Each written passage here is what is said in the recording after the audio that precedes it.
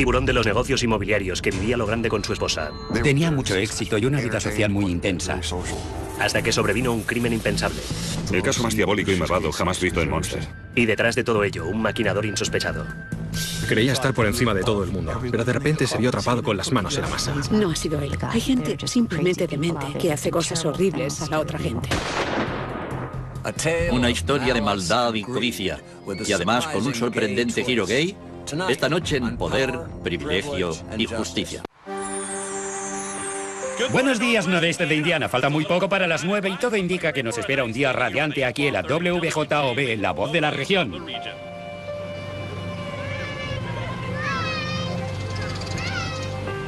Monster es una pequeña comunidad bastante pintoresca. Grandes residencias palaciegas. Se nota que hay dinero. Una hermosa comunidad con robles centenarios y casas de ensueño. En Monster, el índice de criminalidad es relativamente bajo. No es un lugar donde suelen cometerse asesinatos. 9 de noviembre de 1989. Un extraño sonido sobresalta a los residentes de esta acomodada zona residencial cerca de Chicago. Faltaban un par de minutos para las 9 y el departamento de policía recibió un aviso telefónico de que se había producido un tiroteo. La policía corrió al lugar del suceso.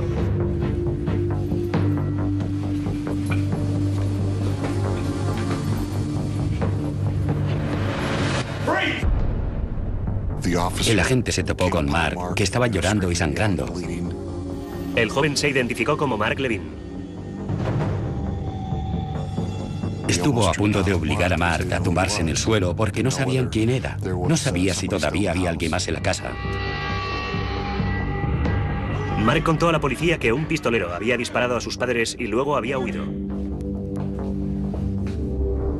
Los investigadores encontraron a la madre de Mark, Marsha Levin, de 53 años, muy malherida, en la sala contigua. Presentaba 2 heridas de bala, una en el pecho y otra en un lado de la cara. Al final del pasillo, también encontraron a su marido, el magnate inmobiliario Donald Levin, cuya vida también pendía de un hilo.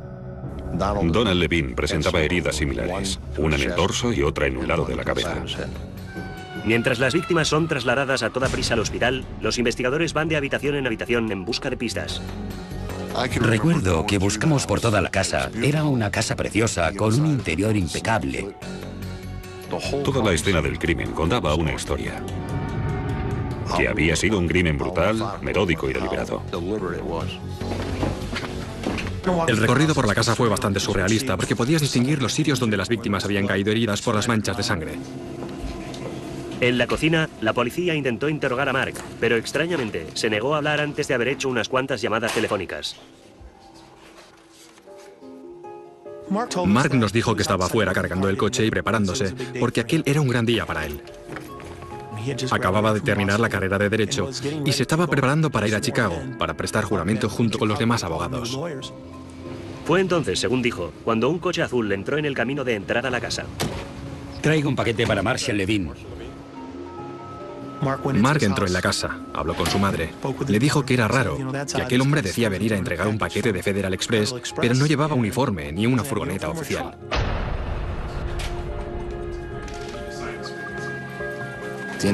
El hombre sacó una pistola. Ordenó a Mark que se tumbara en el suelo y le golpeó en la nuca con ella. Dijo haber perdido el conocimiento por un momento y al recuperarse oyó gritar a su madre y luego el sonido de un disparo.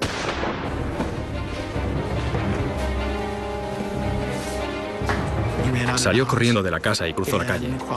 Todavía no sabía qué les había ocurrido a sus padres, pero corrió en busca de ayuda. Justo enfrente de la residencia de los Levin había una escuela primaria. Muchos niños de la zona quedaron traumatizados al verle entrar sangrando en la escuela. Mark llamó a la policía desde un teléfono público que había en la escuela. Luego volvió a salir, vio al asesino marchar en su coche y entró en su casa.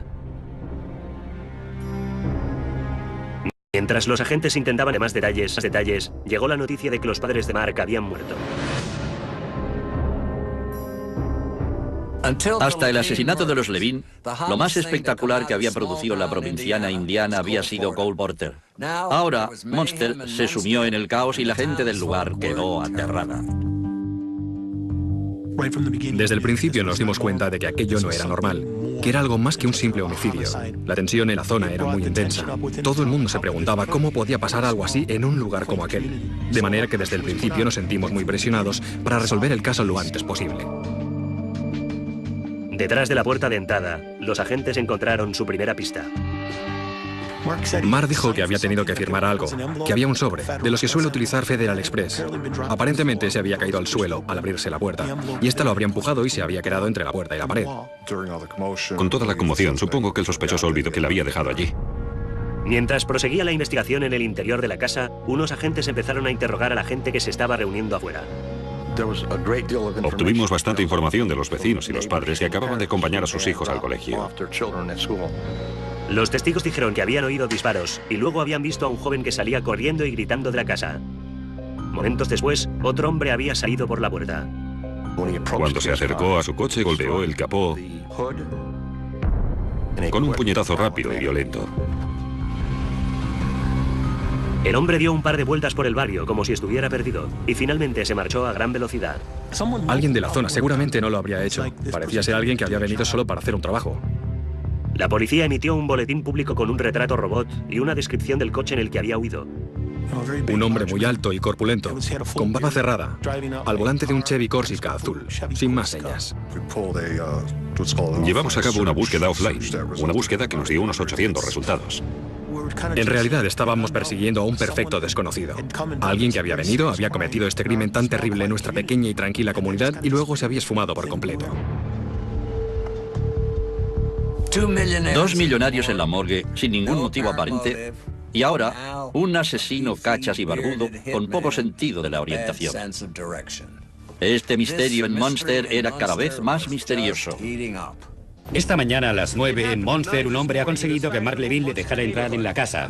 Una vez en el interior, el hombre había ordenado a Levin que se tumbara en el suelo y le golpeó la cabeza con la culata de su pistola. Los padres de Mark también estaban en la casa. El atacante entró entonces en la casa y disparó a la señora Marsha Levin, de 53 años, y a Donald Levin, de 55.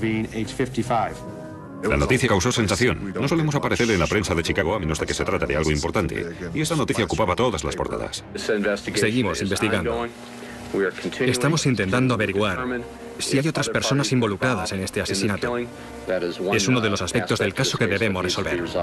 Era una comunidad de gente muy rica. Un doble asesinato una mañana de un día laboral cualquiera causó un revuelo enorme. Con anterioridad, el último asesinato cometido en el pueblo, creo que había sido 8 años antes. No creo que la policía local hubiera tenido que investigar muchos homicidios porque no era el tipo de delito habitual en Munster. El caso llamó tanto la atención porque había tenido lugar en Munster, Indiana. Y en Munster no se cometen asesinatos, ni mucho menos contra un matrimonio tan acomodado. ¿Quién podía haber hecho eso? Ambos eran muy respetados en la comunidad. Sus vecinos, sus amigos, hablaban maravillas de ellos y estaban totalmente horrorizados de que hubiera podido ocurrir algo semejante. Pocos días después de su terrible asesinato, Donald y Marsha recibieron sepultura. Su hijo Mark no acudió al entierro, para sorpresa general. Mark era la víctima, pero se comportaba de una forma muy extraña. No fue capaz de asistir al funeral de su padre y su madre tenía la sensación de que corría peligro. Estaba convencido de que el asesino haría todo lo posible para terminar su trabajo. Como heredero universal de la fortuna de su padre, cifrada en $25 millones, Mark se convirtió de inmediato en un posible sospechoso.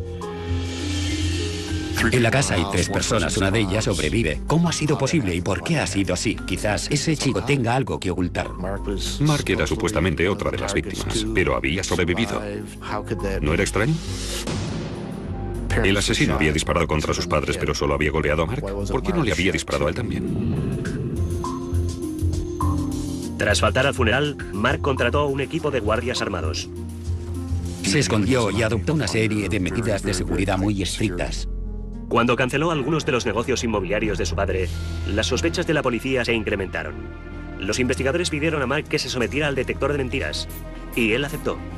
Le hicieron la prueba del polígrafo, pero los resultados no fueron concluyentes. El comportamiento del chico era totalmente caótico. En teoría, Mark Levin era el sueño de una madre judía convertido en realidad. Hijo devoto, gran trabajador, licenciado en la Facultad de Derecho de Yale. Pero su comportamiento era tan extraño que o bien estaba ocultando algo o el golpe en la cabeza había sido realmente duro. La muerte de sus padres le reportaba, por supuesto, beneficios, pero por otro lado, también había quedado herido de bastante gravedad. Y se preocupaba tanto por sus padres.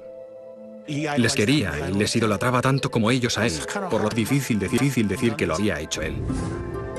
Sin dejar de vigilar a Mark, los investigadores expandieron su campo de actividad en búsqueda de otros sospechosos. Lo primero que piensas es, ¿quién odia a Donald Levin? Donald era un promotor inmobiliario muy agresivo, de manera que...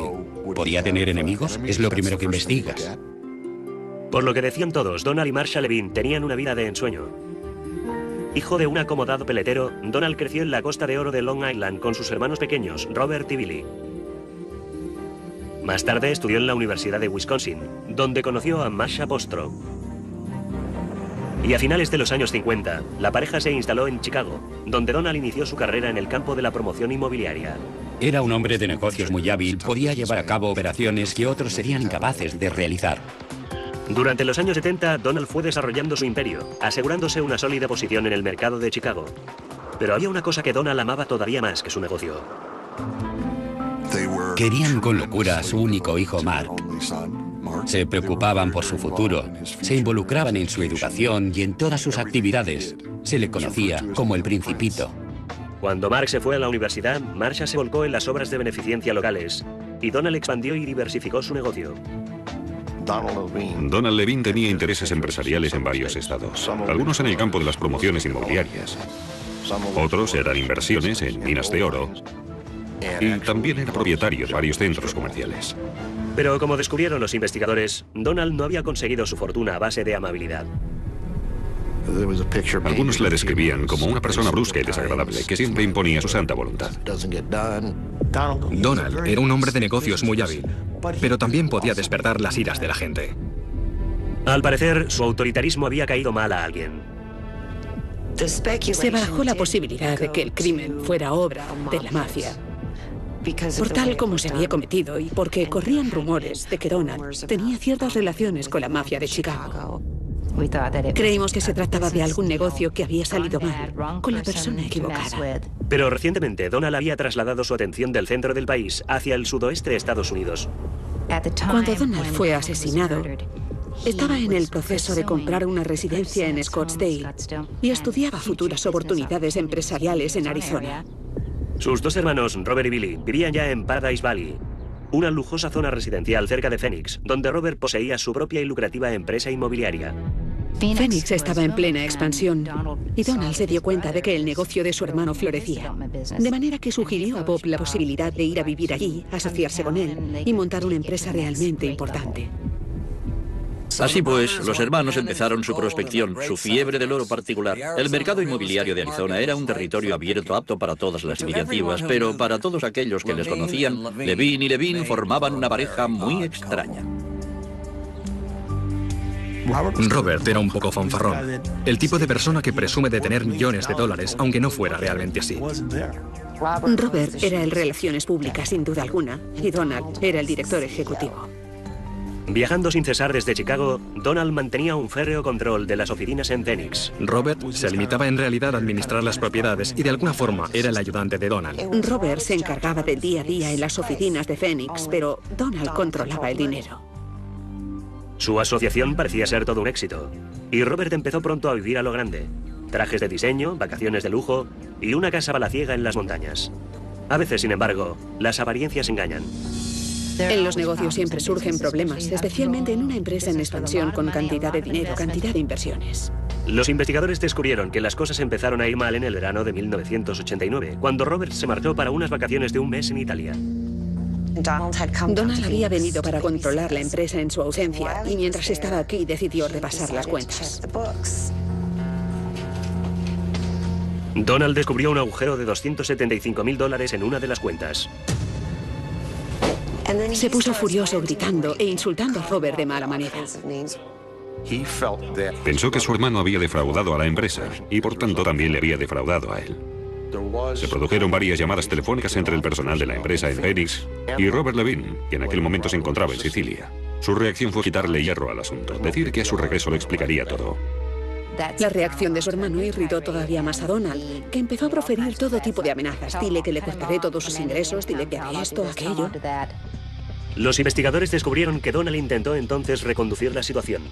Se decidió que Robert trabajaría para Donald cobrando un salario, pero por supuesto sin detentar ya ningún tipo de poder en la empresa. Robert había prosperado gracias al éxito de Donald y de repente iba a ser prácticamente expulsado de la empresa. Su gran fuente de ingresos hasta entonces. Por supuesto, eso fue todo un impacto para Robert y esto empezó a confirmar un posible móvil para el asesinato. Muy probable. Entre la contabilidad amañada y el conflicto desatado entre los dos hermanos, la policía tuvo que preguntarse, ¿y si fuera Bob? El bueno de Robert vino entonces a acompañar a su sobrino Mark en los primeros lugares de la lista de sospechosos. El círculo de la familia Levine se estaba estrechando peligrosamente. Mientras iba subiendo la presión en la investigación de los asesinatos de Donald y Marsha Levine, la policía barajaba dos posibilidades. Una, que Mark Levine quisiera la fortuna de sus padres antes de hora. La segunda, que el hermano de Donald, Robert, quisiera tomar un atajo para ser el director ejecutivo de la empresa. Entonces los investigadores obtuvieron su primera pista. En el interior del sobre de Federal Express encontramos un mapa donde el aeropuerto Midway estaba rodeado con un círculo. Nuestra intuición nos dijo que el sujeto había llegado en avión y había alquilado un coche. Nos pusimos en contacto con todas las empresas de alquiler de coches y un día nos llamó una de ellas. Compararon los coches de alquiler de la empresa con el que se había visto en el lugar del crimen. Tenía una lista de 4 Chevrolets azules que había alquilado aquel día en el aeropuerto Midway.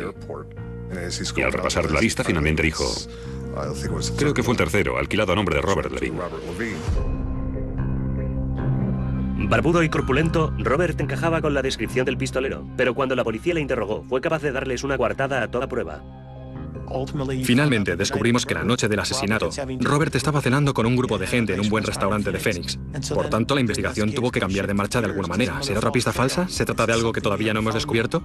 Entonces los agentes estudiaron mejor el contrato de alquiler del coche con la firma de Robert. En aquel rompecabezas faltaba alguna pieza, pero entonces descubrimos que en el contrato de alquiler figuraba un número de teléfono que no era el de Robert Levine. El prefijo de aquel número de teléfono era el de Phoenix. De manera que llamamos al departamento de policía de Phoenix y así supimos que aquel número de teléfono correspondía a un tal Bruce McKinney, de Phoenix.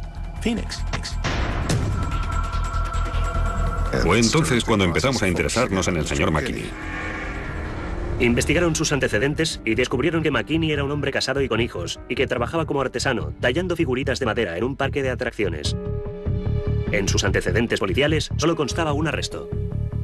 Aparte de aquel incidente, posesión de marihuana con la intención de venderla. McKinney no se había metido en ningún lío, no tenía... Pero entonces recibieron el expediente de McKinney. Fue entonces cuando vi por primera vez la foto del carnet de conducir de Bruce McKinney y la foto del archivo policial de Phoenix.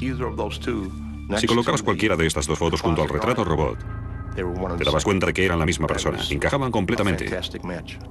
Pero también había otra conexión. Cuando entrevistamos a los empleados de la empresa de los Levine, surgió el nombre de McKinney como el de un antiguo empleado.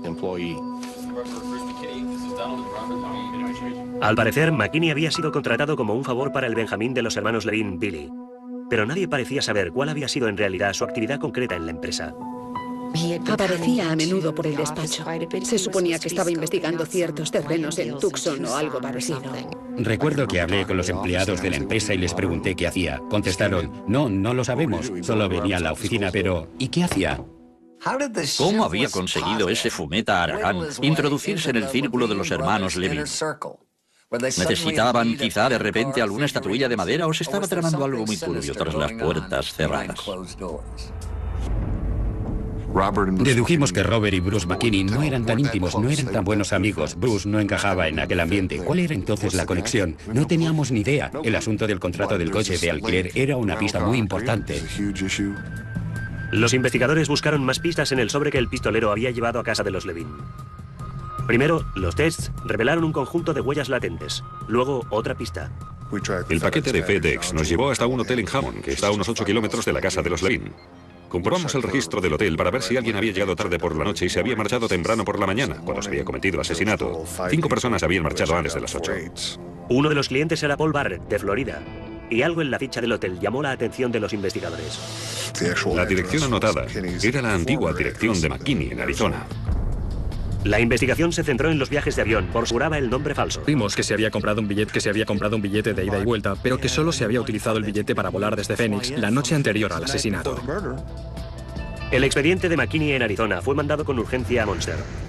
Mandaron las huellas dactilares en avión a Chicago. El agente Strubeck fue a recogerlas y se las llevó directamente al laboratorio de la policía. Los resultados fueron positivos. Encajaban perfectamente con los del señor McKinney.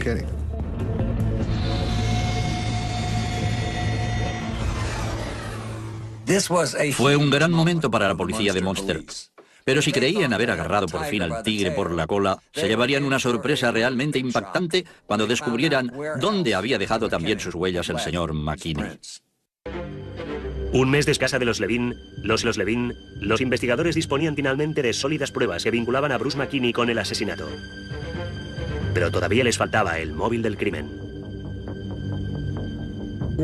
Una vez empezamos a buscar y encontrar todas estas piezas, pudimos empezar a montar el rompecabezas. Sabíamos que teníamos a McKinney, pero todavía nos faltaba el porqué. Todo seguía señalando a Robert y el hecho de que Robert se hubiera enemistado con su hermano Donald y de que Robert conociera a McKinney. Tenemos el móvil, tenemos la oportunidad, tenemos la familiaridad entre Robert y Bruce, tenemos gente que les ha visto juntos. Meses después de los asesinatos, la policía detuvo a McKinney y a Robert para ser interrogados. Queríamos hacerlo todo a la vez, para que no tuvieran la ocasión de hablar entre ellos antes de estar bajo nuestra custodia. Pero McKinney se negó a hablar. Le adjudicaron un abogado de oficio y rechazó hablar en absoluto sobre Robert Levin. A diferencia de McKinney, que callaba como una tumba, Robert Levin no cerraba la boca. Empezó a charlar por los codos, pero por mucho que hablara, no dijo absolutamente nada. Nos dio 359 respuestas, pero solo hacía que marear la perdiz. No contestaba realmente a la pregunta esencial. Sus respuestas sobre quién podía haber estado involucrado en el asunto abarcaban desde un asunto de la mafia hasta un problema de negocios turbios con indeseables. Mi opinión sobre sus respuestas, estaba mintiendo. Nuestro objetivo principal era saber el motivo por el cual McKinney lo había hecho. Fue extraditado a Indiana para ser procesado. Pero los meses pasan y McKinney sigue sin confesar. De manera que la acusación decide apretarle las tuercas y pedir la pena capital. Creo que lo consultó con su abogado. Su abogado estudió todo el caso y se dio cuenta de que la fiscalía tenía muchos argumentos en su contra. De manera que para escapar a la pena de muerte, lo mejor que podía hacer era cooperar. Y eso es lo que decidió hacer.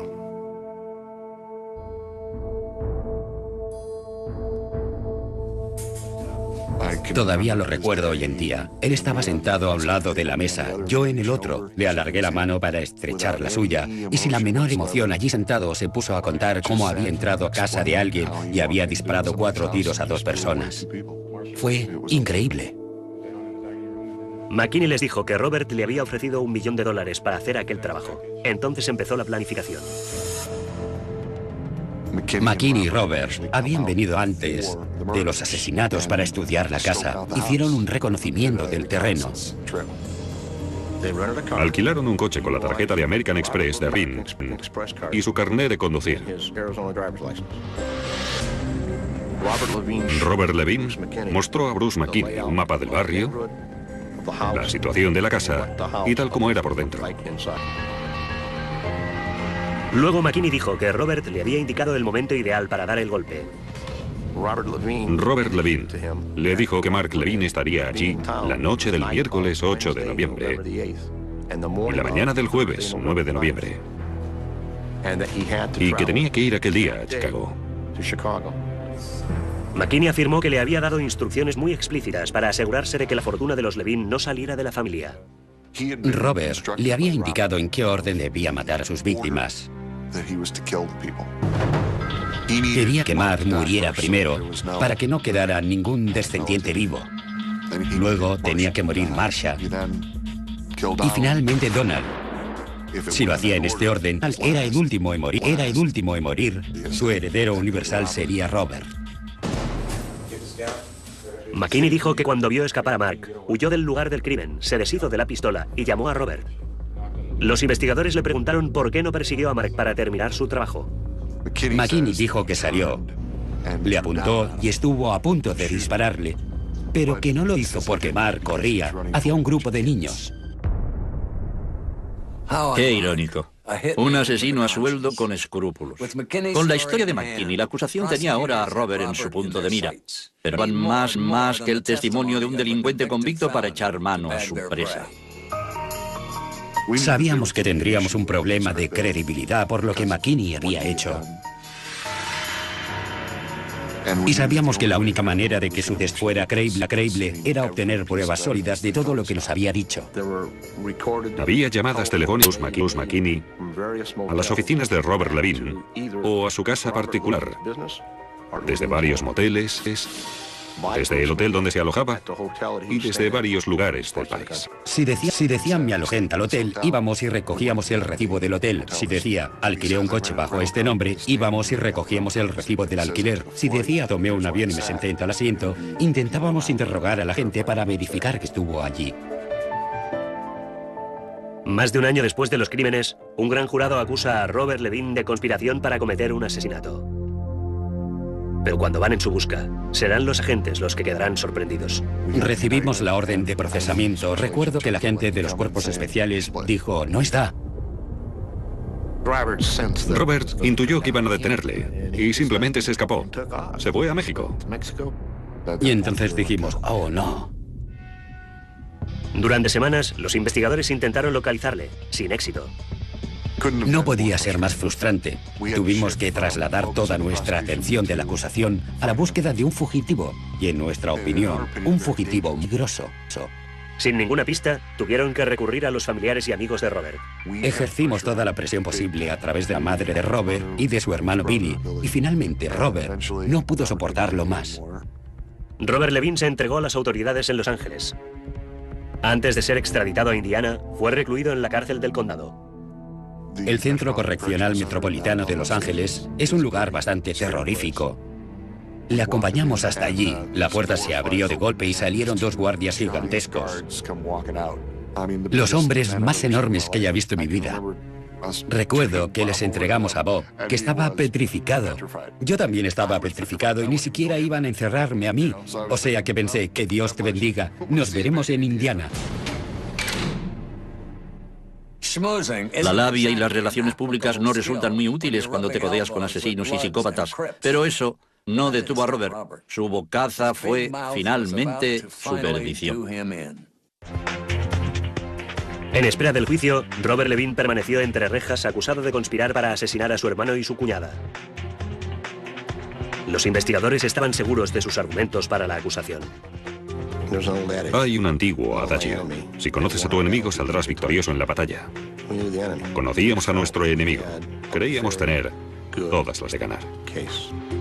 Pero en el entorno de Robert, nadie podía creer que las cosas hubieran ido tan lejos. La gente de nuestro entorno que había conocido a Bob no lo creía. Estamos hablando de un hombre de una inteligencia extraordinaria. No sería tan estúpido para decirte, quiero que vayas a matar a mi hermano. Ah, y por cierto, utiliza mi tarjeta de crédito y mi carnet de conducir. Es que era imposible que hubiera hecho una cosa así. Le pregunté a la gente del FBI, ¿por qué estáis persiguiendo a Bob? Y él me contestó, ¿y si no es...? Y yo le dije que no me parecía un motivo suficiente para intentar condenar a alguien con la pena de muerte. Una teoría más plausible, decían, era que McKinney había actuado por iniciativa propia y luego había hecho un trato con las autoridades para salvar el pellejo. Y la defensa de Robert afirmó que McKinney podría tener sus propios motivos para desear la muerte de Donald. Donald había decidido poner a Bruce al frente de un gran proyecto en fase de desarrollo. Pero antes de que se secara la tinta del contrato, Donald descubrió que la relación entre su hermano pequeño Billy y McKinney era más que una simple amistad. Era bien sabido que Bill era gay, y Bruce y Bill estaban liados. Cuando Donald se enteró, se enfadó mucho. Se puso furioso al saber que Bruce tenía un lío con su hermano pequeño y que se propuso despedirle. Algunos dijeron que Bruce había ido a Monster aquel día para convencer a Donald de que no le despidiera.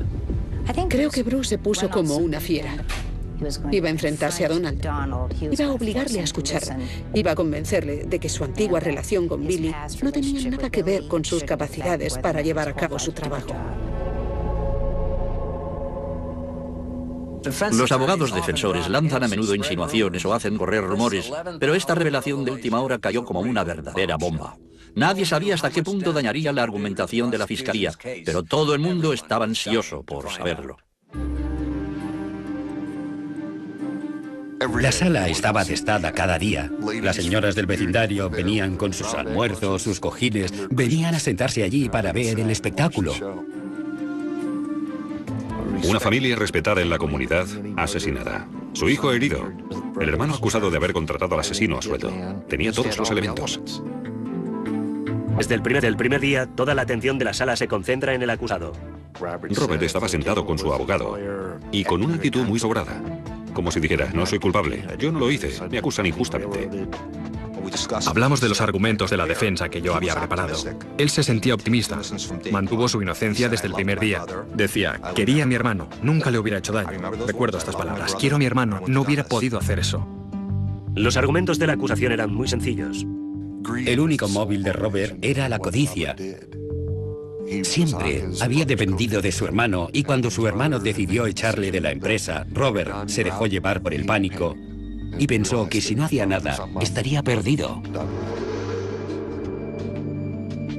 Los abogados de Robert arguyeron que McKinney había actuado por iniciativa propia y que sus declaraciones incriminando a Robert eran pura ficción. El testimonio del tallador de estatuillas decidiría el resultado final. Ese hombre se presenta ante el jurado, ante la sala del tribunal atestada de gente, y describe cómo asesinó a esas dos personas con todo lujo de detalles. Su actitud es tan diferente como si estuviera hablando de comerse un bocadillo de jamón, nada del otro mundo. Dijo literalmente a Mark Levin, tuviste suerte de salir corriendo de la casa porque si no te habría matado a ti también. Ningún remordimiento, nada en absoluto. Su frialdad era total. Ninguna muestra de emoción, nada. Totalmente despiadado. Ningún intento de defenderse, de acusar a su vez. Por lo que era un mal testigo para mí y un buen testigo para la acusación pública. A pesar de todo, no quedaba claro hacia qué lado se inclinaría la balanza, hasta que la acusación llamó a declarar a un testigo sorpresa. En la cárcel, Bob había hecho amistad con un tipo llamado John Rinaldo. Rinaldo era un estafador. Estaba cumpliendo condena por varios tipos de fraude y utilizaba varios nombres distintos en la cárcel. Robert no sabía de quién se trataba hasta que le vio entrar en la sala del tribunal y entonces le cayó el cielo encima. El testigo declaró que Robert había confiado en él y nos dio el móvil del crimen. Donald iba a expulsarle del negocio por malversación de fondos y Bruce tenía que matar a la familia de una forma concreta. Este testigo nos lo sirvió todo en bandeja. Ante increíble. La declaración de Rinaldo fue la soga alrededor del cuello de Robert, además de la declaración de McKinney diciendo que Robert le había contratado para cometer los asesinatos. Era demasiado fuerte. Un asesino a sueldo sexualmente confuso. Un estafador chivato. El provinciano jurado creía haberlo visto todo, pero todavía faltaba la declaración de un Levin en el estrado, la del huidizo joven Mark. Y su testimonio daría un vuelco espectacular a todo el caso.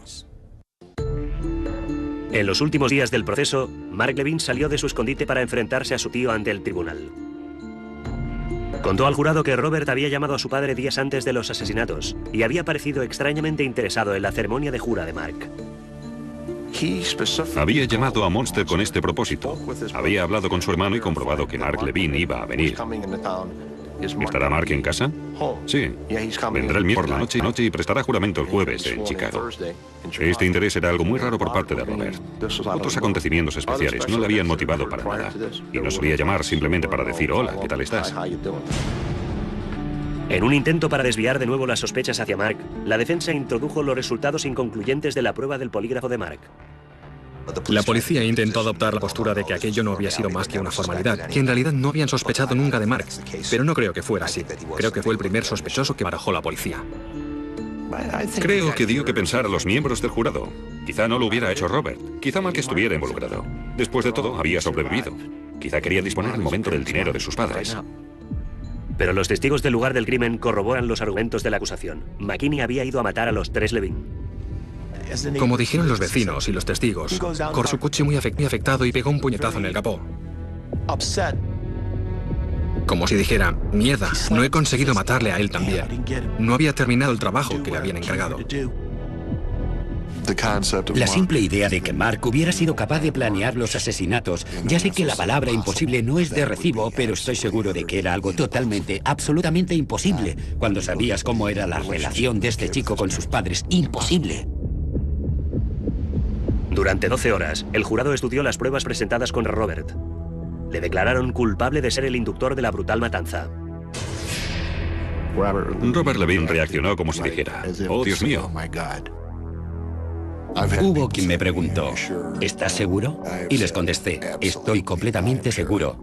Robert Levine es la única persona responsable de haber contratado a Bruce McKinney. Robert quería mantener un estilo de vida al que se había acostumbrado y pensaba hacer cualquier cosa para conseguirlo. Robert fue condenado a cadena perpetua, sin posibilidad de libertad condicional. Cuando el juez preguntó a Robert si tenía algo más que decir antes de dictar sentencia, él se limitó a afirmar de nuevo que no había sido él, y que quería mucho a su hermano. Estoy convencida de que no fue él. Sé que es inocente.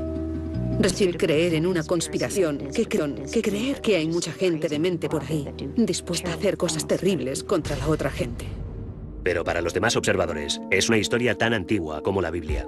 Era una clásica historia de Caín y Abel, hermano contra hermano. Robert aspiraba a ser millonario. Intentaba dar la sensación de que era mejor que nadie. Eso demuestra facilidad. Si también entra en juego la codicia, todo esto puede llevar a cometer algo tan terrible como un asesinato. Robert siempre había querido ser Donald, pero no podía. No era tan listo. No era un triunfador como Donald. No sabía ganar dinero como Donald. Y Robert debería haberse dirigido a su hermano y haberle dicho, ayúdame a hacer lo mejor. Pero en lugar de recurrir a Donald, él le mató. A fin de cuentas, quien da verdadera lástima es Mark Levine. No tan solo perdió a sus padres, sino que vivió durante años bajo una nube de sospechas, aterrorizado además por la posibilidad de que el verdadero asesino regresara para terminar su trabajo. Un recuerdo que sin duda debe obsesionarle todavía hoy en día. Dune para la televisión judicial. Sitios donde las víctimas habían caído heridas por las manchas de sangre. En la cocina, la policía intentó interrogar a Mark, pero extrañamente se negó a hablar antes de haber hecho unas cuantas llamadas telefónicas. Mark nos dijo que estaba afuera cargando el coche y preparándose, porque aquel era un gran día para él. Acababa de terminar la carrera de Derecho y se estaba preparando para ir a Chicago, para prestar juramento junto con los demás abogados. Fue entonces, según dijo, cuando un coche azul entró en el camino de entrada a la casa. Traigo un paquete para Marshall Levine. Mark entró en la casa, habló con su madre. Le dijo que era raro, que aquel hombre decía venir a entregar un paquete de Federal Express, pero no llevaba uniforme ni una furgoneta oficial.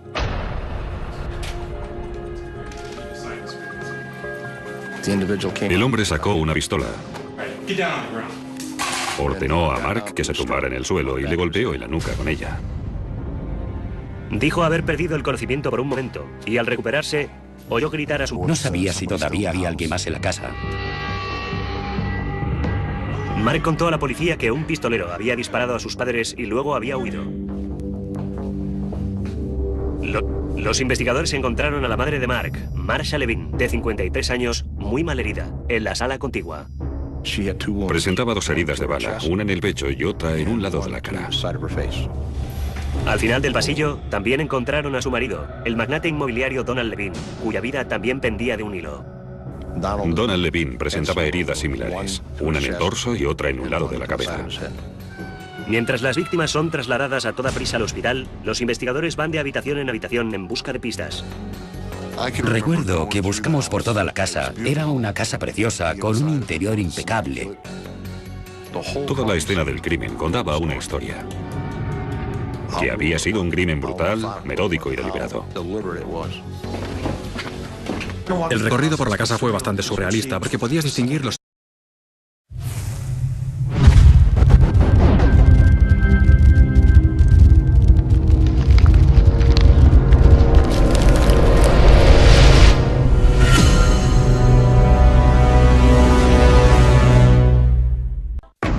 tiburón de los negocios inmobiliarios que vivía a lo grande con su esposa.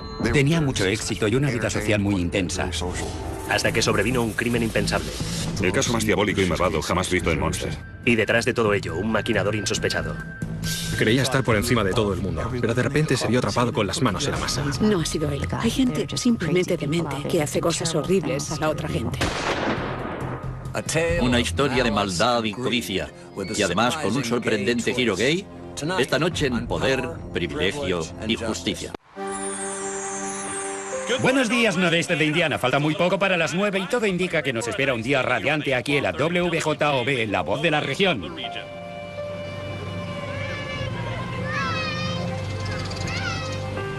Monster es una pequeña comunidad bastante pintoresca.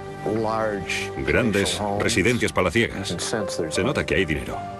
Una hermosa comunidad con robles centenarios y casas de ensueño. En Monster, el índice de criminalidad es relativamente bajo. No es un lugar donde suelen cometerse asesinatos. 9 de noviembre de 1989. Un extraño sonido sobresalta a los residentes de esta acomodada zona residencial cerca de Chicago. Faltaban un par de minutos para las 9 y el departamento de policía recibió un aviso telefónico de que se había producido un tiroteo. La policía corrió al lugar del suceso.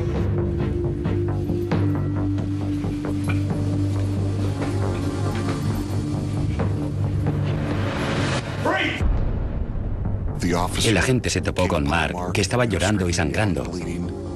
El joven se identificó como Mark Levin. Estuvo a punto de obligar a Mark a tumbarse en el suelo porque no sabían quién era. Madre. Y luego el sonido de un disparo.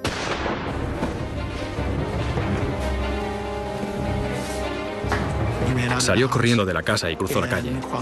Todavía no sabía qué les había ocurrido a sus padres, pero corrió en busca de ayuda. Justo enfrente de la residencia de los Levin había una escuela primaria. Muchos niños de la zona quedaron traumatizados al verle entrar sangrando en la escuela. Mark llamó a la policía desde un teléfono público que había en la escuela. Luego volvió a salir, vio al asesino marchar en su coche y entró en su casa. Mientras los agentes intentaban más detalles, llegó la noticia de que los padres de Mark habían muerto. Hasta el asesinato de los Levin, lo más espectacular que había producido la provinciana indiana había sido Cole Porter. Ahora, Monster se sumió en el caos y la gente del lugar quedó aterrada. Desde el principio nos dimos cuenta de que aquello no era normal, que era algo